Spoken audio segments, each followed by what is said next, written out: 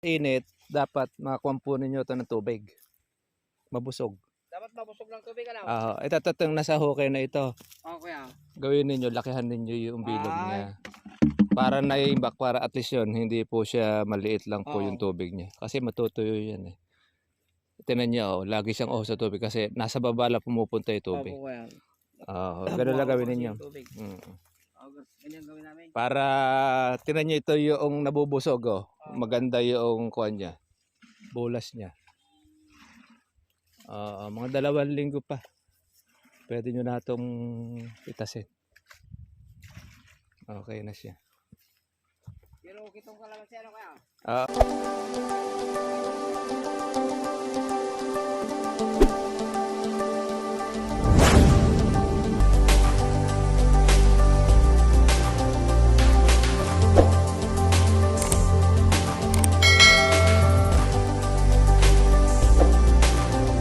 Farmers, tayo po ay makakarating uli ng Villasis, Pangasinan. Deliver po uli ng pataba, 16.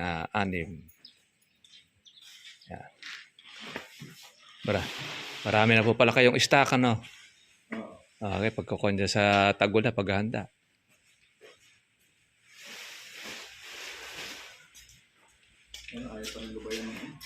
Ng daga. Ayaw nga, ano. Paborito ng daga rin pala yung. Dito marami dito sa linya natin, maraming nabutas dito. Binutas ng daga. Dapat pala rito, mag-iwan kayo ng pusa. May binili kaming pan-trap. Pan-trap sa daga. Ayaw, pwede. Pagka ako na huli siya raw. Nagkalaga kami ng isip Kinukuha nyo mga maliliit pa lang. Nakain na yung ulo. Ako. Tapos iwanan na yung katawan. Sala talaga yung daga na eh. Grabe yun. May huli-uli kami yung isa. Yung kuha niya, yung malalaki. Kailangan pala, pan-trap. Yung dagang bukid. Yung kuha ba yan, yung mga may disipit. Naka-stay lang siya doon. Sasara na yung hindi na sila makalalabas. Kung saan yung mga daanan niya. No?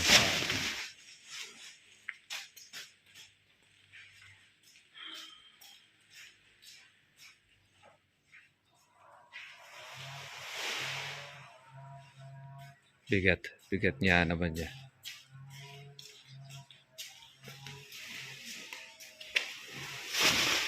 Wala po ba dito? Wala.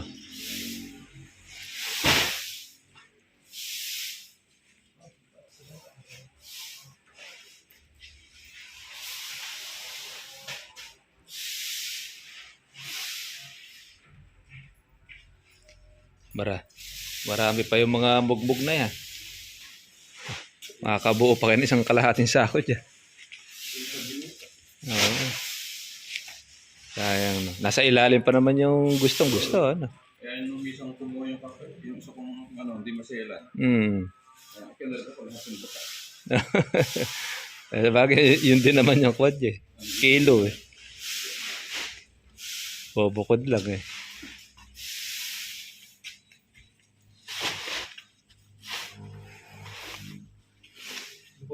Ilan pa ba?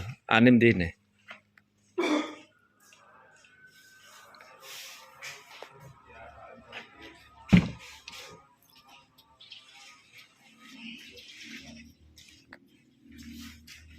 Dito mo na idaan.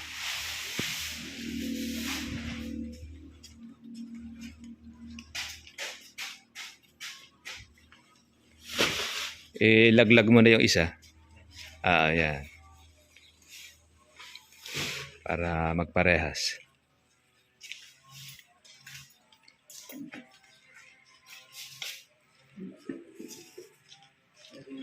Ito yung kanya yung charcoal, ano? Yung uling. Ay, may halo. Nahaluan na rin. Pero charcoal din yung company. Ito.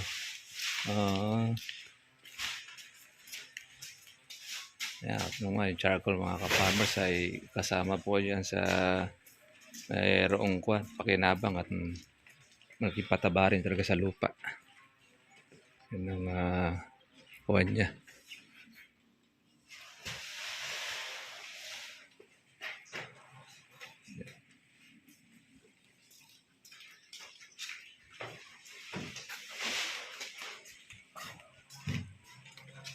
Yung gilid po ba sila? Sige. Pero sa kabila.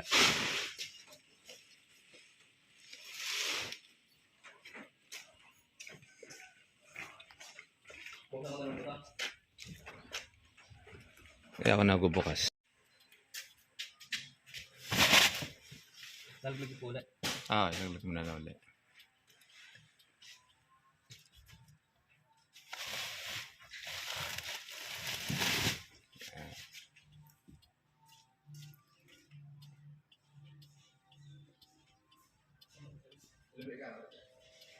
Ko 16.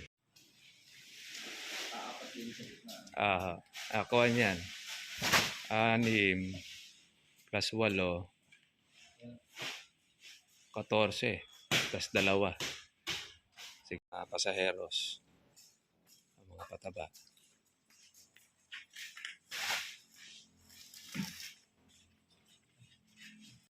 Ito yung patubig po nila, madam. Ayan, submersible. Ayan, doon sa may kuha ng kalamansi, continuous.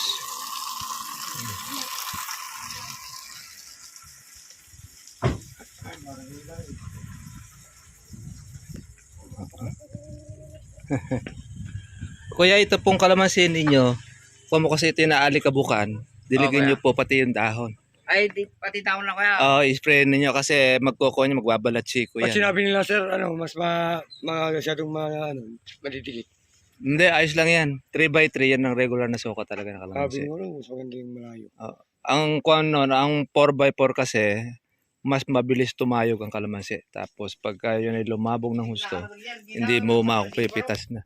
Tapos ang gawin nyo po rito, hindi po siya nabubusog ng tubig kaya tumitiklop yung dahon. Araw-araw naman. Hindi masyado, sir, dito sa mataas. Oo, Siyempre, maglagay, yung tubig pupunta sa ano eh. maglagay po kayo ng parang pinakakawan niya, yung planggana style. Lakihan ninyo po yung Sa gitna, no? yung bilog na yun, no? Parang pundo. Pumalik para siyang planggana style. Kahit na sinlaki nito. Pundo. Para may pondo siya, para style planggana. Ano, Bawat puno. Para mabusog yan, hindi mabubusog ito yun, no? sige. Kahit araw-araw yung kuha yung diligan, kukulurot ang dahon niya. Pupunta sa iyo. Oo, puro nasa baba lahat ng tubig niya kaya hindi siya mabubusog.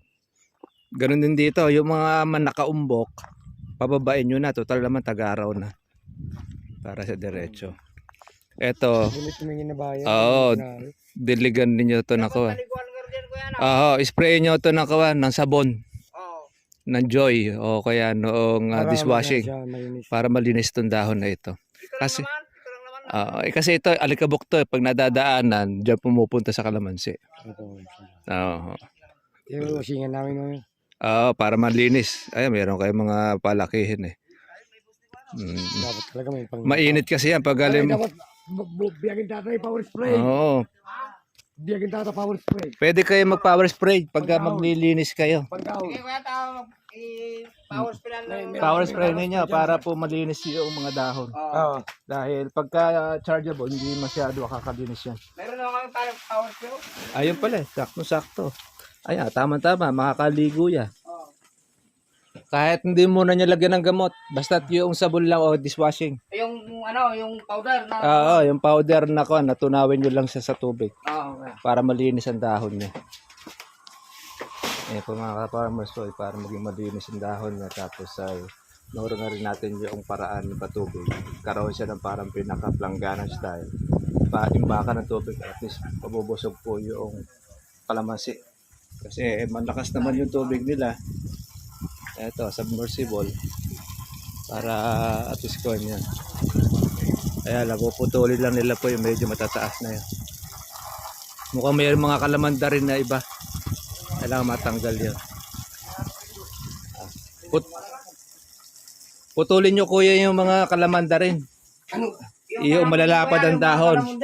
Yung kalamundeng. Isagad nyo doon sa may puno. Sige, kuya. Kasi nakikita ko doon may matataas doon eh. Tsaka yung ibang sobrang taas ng kalamansi, itrim nyo.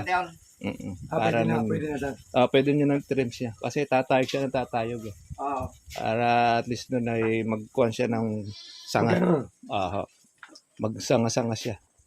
Pag Ang ganda tumaas naman. lang, Maganda naman yung kanya kalamansi eh. Ito, yung kuhan po natin dito sa Villasis, Pangasinan. 1 million views mo. Medyo nandilaw dito dahil kuha mo kasi ito ay maalikabok tapos doon pumupunta. Pag umaraw na mainit, yan, halos na naluluto po yung dahon ng kalamansi. Kaya ang solusyon natin dyan, kailangan dapat yan ay presko. Pwede natin siyang hugasan sa pamamagitan ng power spray. Pwedeng dishwashing, pwede po yung sabon na kung saan ay yung tawag nito, pulbos. Tutunawin po sa tubig. Para malinis siya. Hindi, may luwa sa mga ikagkabon. Power spray. Kaya, ka-farmers. At ito ay pang susunod na lang natin dito sa kwan. Sa mga bunga, sa mga buko. Marami po ba nilabas na bulaklak? O puno po, merong lugar na wala?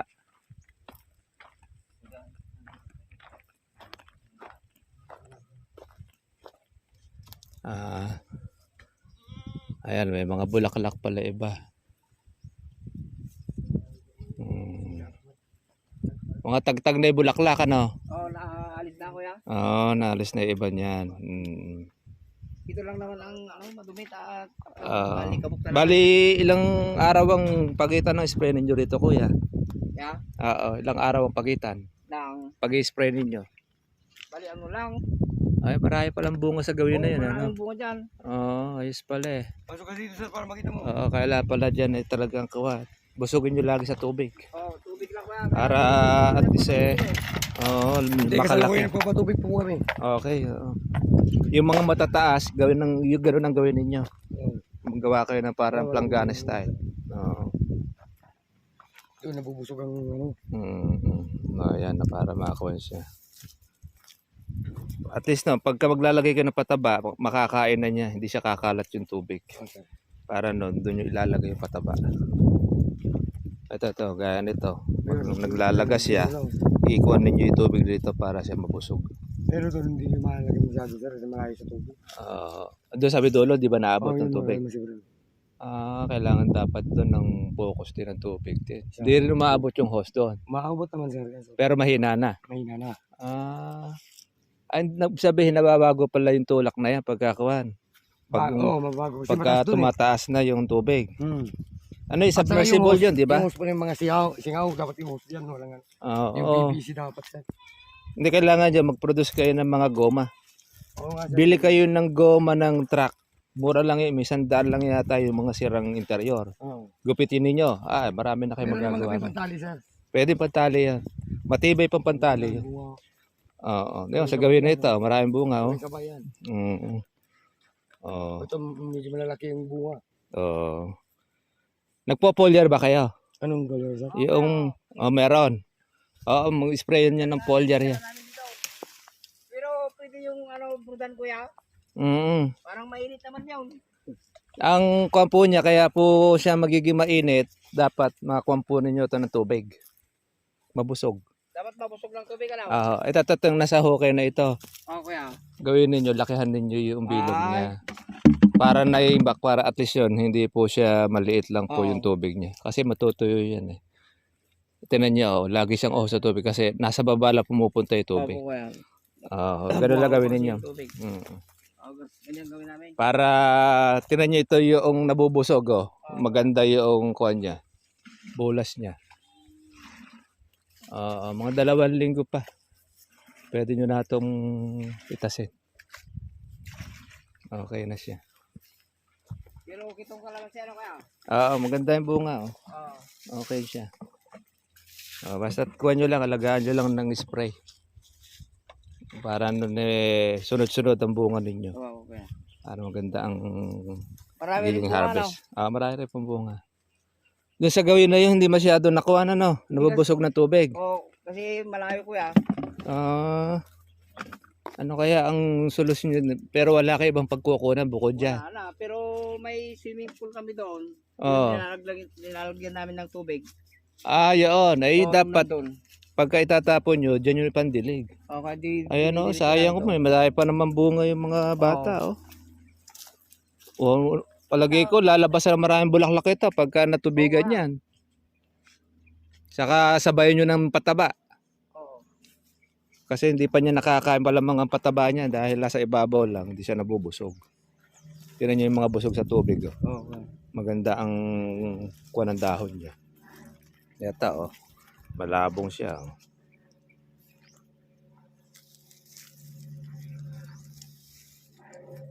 Tagtag na pala ibang mga buko eh.